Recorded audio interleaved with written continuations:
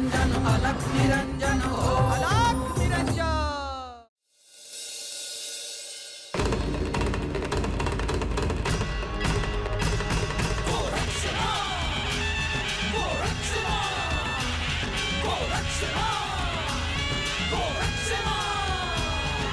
ओम गुरु गोरक्षनाथाय नमः। ओम गुरु गोरक्षनाथाय नमः।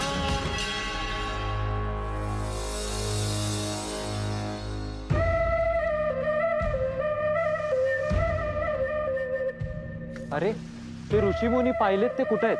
आहेत, आम्ही बघितलं तर. अरे पण रघु, ते गेलं तर नसेल ना?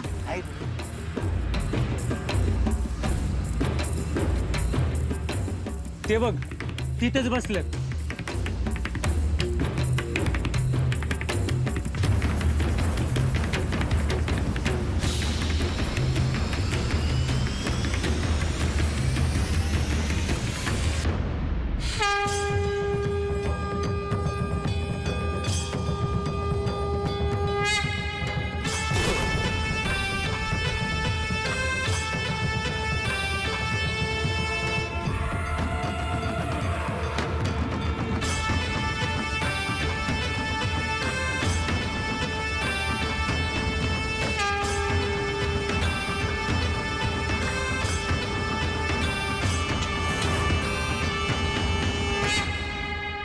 हे ऋषीवर,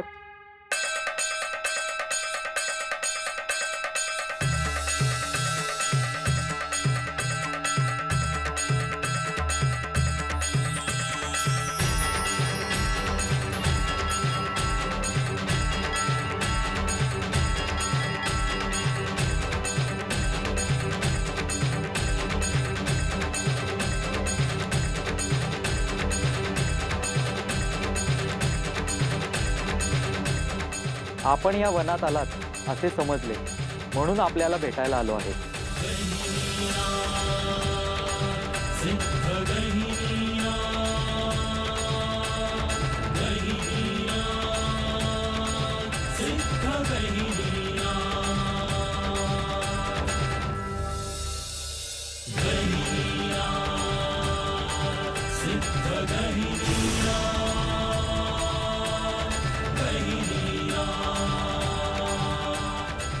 आपण कोण आहात?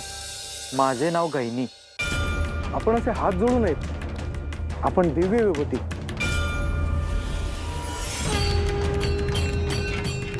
ह्या वस्त्रात का वावरत आहात?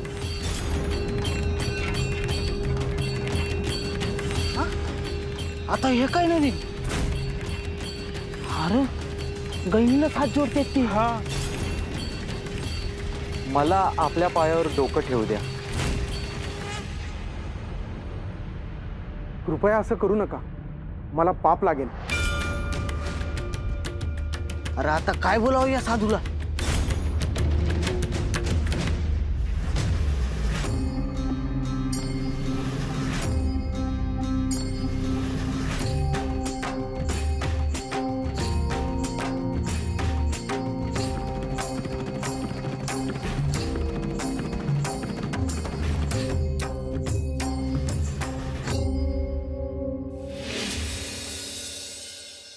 रोहिणी, देवींनी अशा सूचना का दिल्या असतील की मुख्य प्रवेशद्वाराच्या आतून कोणीही येता कामा नये म्हणून? नक्कीच काहीतरी कारण असेल, पण ते मला अजून ठाऊक नाही. देवी आणि श्रीनाथ यांचं बोलणं झाल्यावर देवींनी असं सांगितलंय. पण असं कोण येणार आहे स्त्री राज्यात? देवींनी तसं काही सांगितलं नाही आणि आपलं काम आहे त्यांचा आदेश पाळण्याचं. आपण प्रत्येक गोष्टीत त्यांना प्रश्न विचारू शकतो का?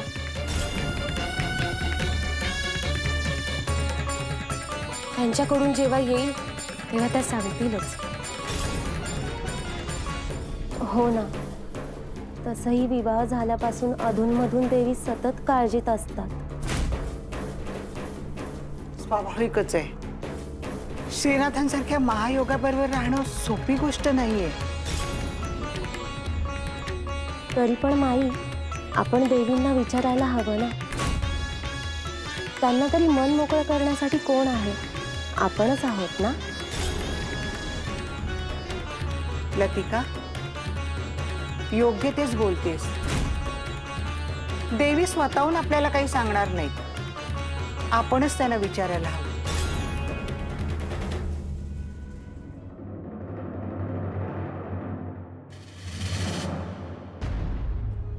आपण आसन तरी ग्रहण करावे. आपणही बसावे.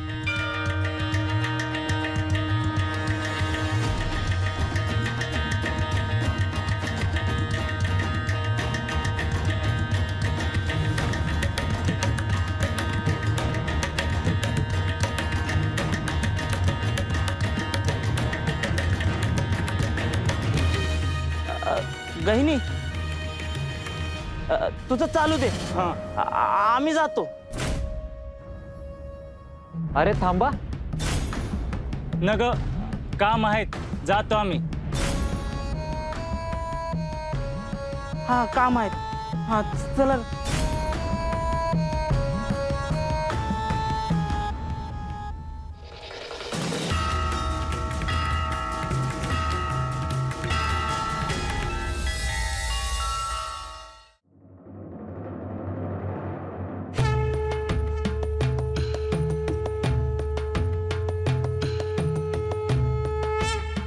सगळी कामं सोडून तुम्ही इथे काय करता आहात? देवी, क्षमा असावी. आम्ही बोलत होतो. कामापेक्षा बोलणं महत्वाचं आहे का?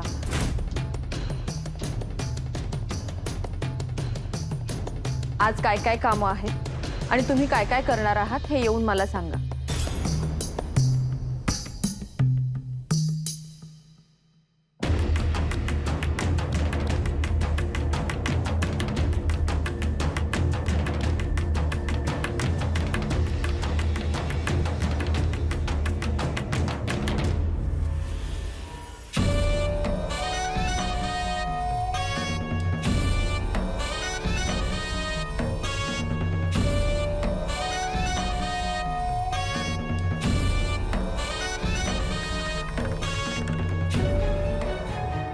देवी,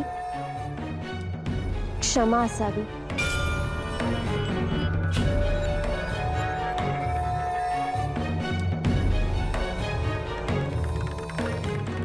मी पाकगृहात असायला हवं होतं, पण मगाशी मी तिथे होते.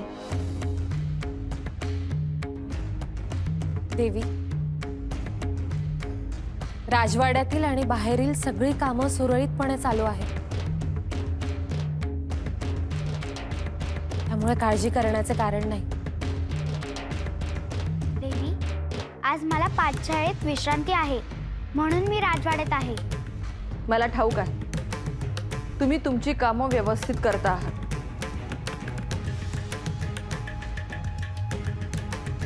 परंतु अजूनही काही गोष्टी आहेत ज्या माझ्या दृष्टीने गंभीर आहेत. पहिली गोष्ट, माझ्या आदेशाप्रमाणे स्त्री राज्यात बाहेरचं कोणीही येता कामा नये. आणि दुसरी गोष्ट, श्रीनाथांना माझ्या अनुमतीशिवाय बाहेरचं कोणीही भेटता कामा नये.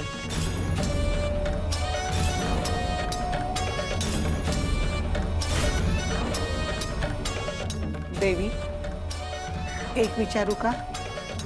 तुम्ही काळजीत दिसत आहात. काही गंभीर असेल तर आम्हाला सांगितलं तर चालेल. तुम्हालाही बोलून बरं वाटेल.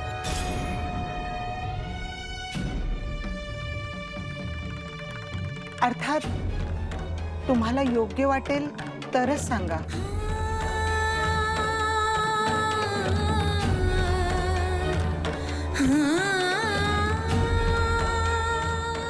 देवी,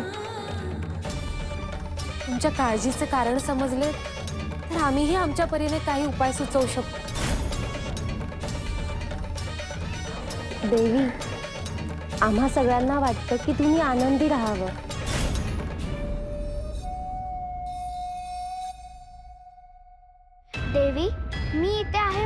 काही सांगत नाही आहात का? असं असेल तर मी जाते. दुर्गा, इकडे ये.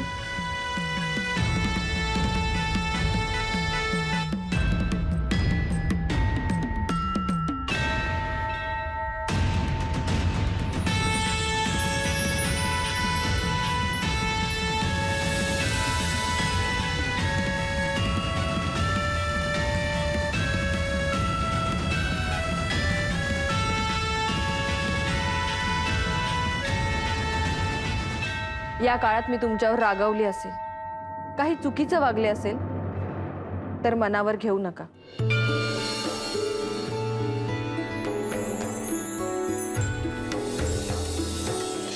खरं तर माझ्या काळजीचं कारण मी तुम्हाला सांगायला हवं. श्रीनाथांना इथून कोणीच घेऊन जाऊ नये हीच माझी काळजी आहे.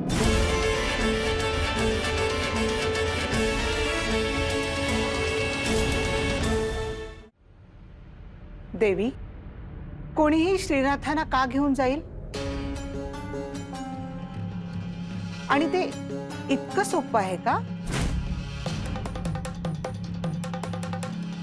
आणि देवी, आपण दिलेल्या आदेशाप्रमाणे राज्याच्या मुख्य प्रवेशद्वारावर अधिक स्त्रिया नेमण्यात आल्या आहेत.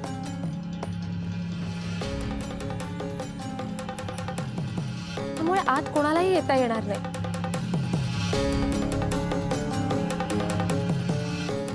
ते बरोबर आहे, परंतु श्रीनाथांचे शिष्य अजूनही बाहेर आहेत. ते त्यांना शोधत स्त्री राज्यात केव्हाही येतील.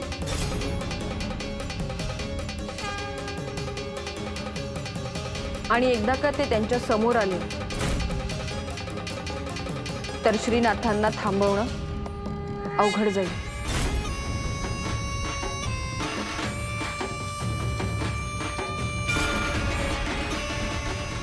हे तुम्हाला श्रीनाथांनी सांगितलं? होय माई. देवी, आपण याच्यावर विचार करायला हवा.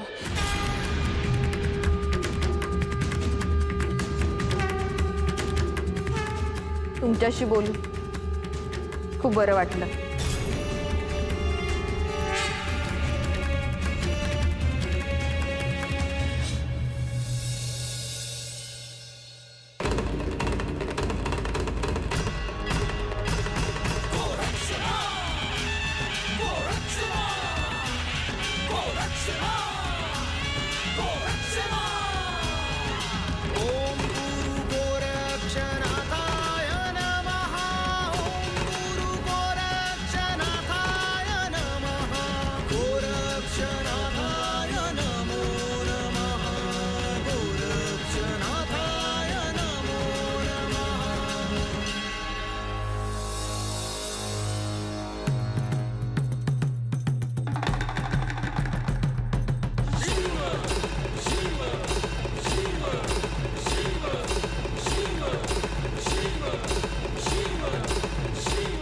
गोरक्ष गेल्यापासून तुम्ही काही बोलत नाही.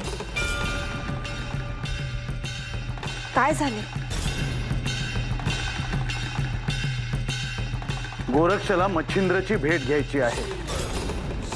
स्वाभाविक आहे.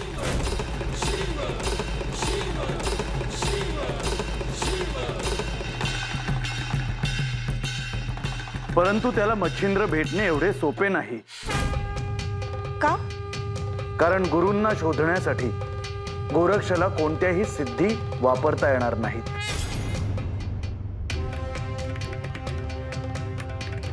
मग मच्छिंद्र स्त्री राज्यात आहे हे गोरक्षला कसे समजणार?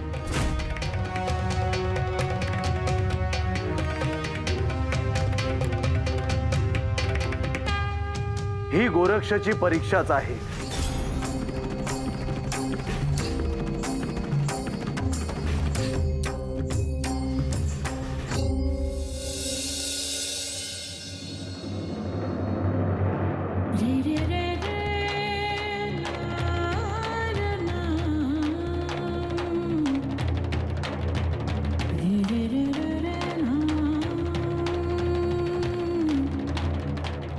मी कुठे चालली आहे, मला नक्की काय मिळवायचं आहे, भविष्यात पुढे काय काय होणार आहे, या राज्याचा उत्तराधिकारी नक्की कोण असेल?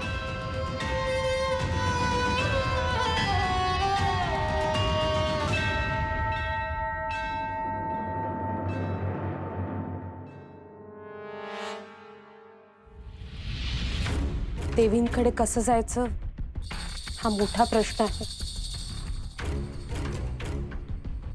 का त्या रागवतील असं वाटतंय का तुला? विवाहाआधी राज्यकारभाराची कामं ज्या वेगानं चालत होती ती आत्ता चालत नाहीयेत. अगं असू दे की, देवींच्या आयुष्यातला हा सर्वात महत्वाचा काळ आहे. आता त्यांच्या संसाराला सुरुवात झालीये. हो, पण छोट्या गोष्टी मोठ्या व्हायला नको. काही होत नाही. श्रीनाथांसोबत त्यांचे आनंदाचे क्षण आहेत, त्यासाठी त्यांना वेळ द्यायला हवा. तू म्हणतेस ते खरं आहे. आजवर त्यांनी स्वतःसाठी कुठे वेळ घेतलाय?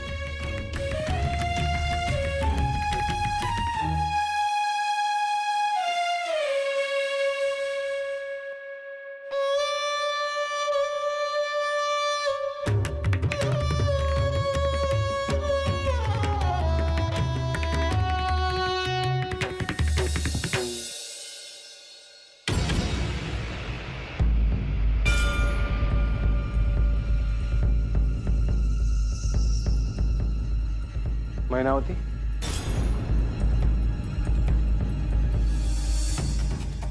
मी तुला राजवाड्यामध्ये सगळीकडे शोधलं आणि तू इथे आहेस. एकटी का बसली आहेस?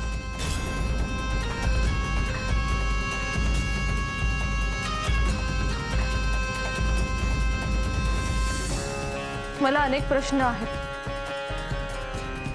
पण त्याची उत्तरं मला अजून मिळाली नाही. खरे तर प्रश्नांची उत्तरं तुला जशी हवी आहेत तशी नसतात मैनावती.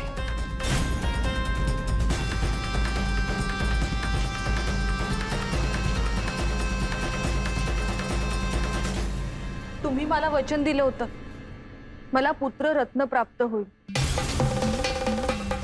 मात्र मी माता होईल असा कोणताच संकेत मला अजून मिळाला नाही. तुला आयुष्याचा उपभोग घ्यायचा होता.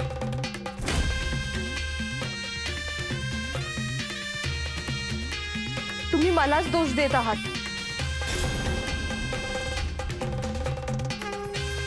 तू सांग तेव्हा मी अशा आत्म्याला आवाहन करेन जो तुझ्या देहामध्ये गर्भधारण करेन.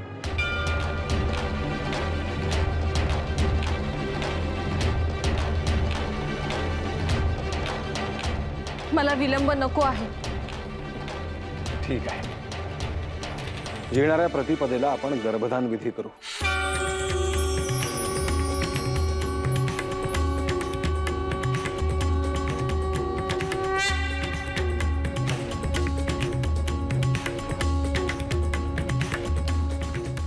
याचा अर्थ खरंच मला पुत्र प्राप्त होईल?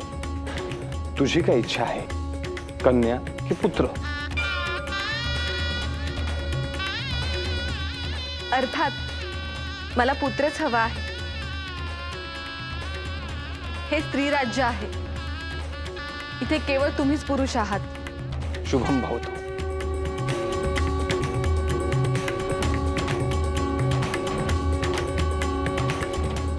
माझी अजून एक इच्छा आहे.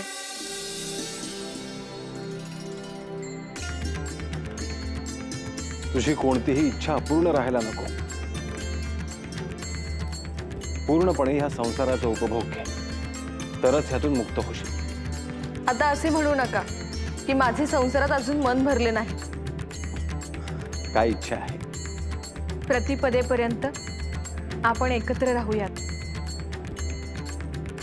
दुसरे कोणतेच कार्य करायचे नाही, केवळ आपण दोघेच. एवढेच?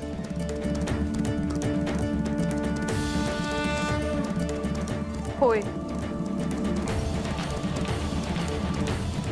राजवाड्यात तू सूचना दे, उपभोगातले शिवत्व मलाही शोधायचे आहे.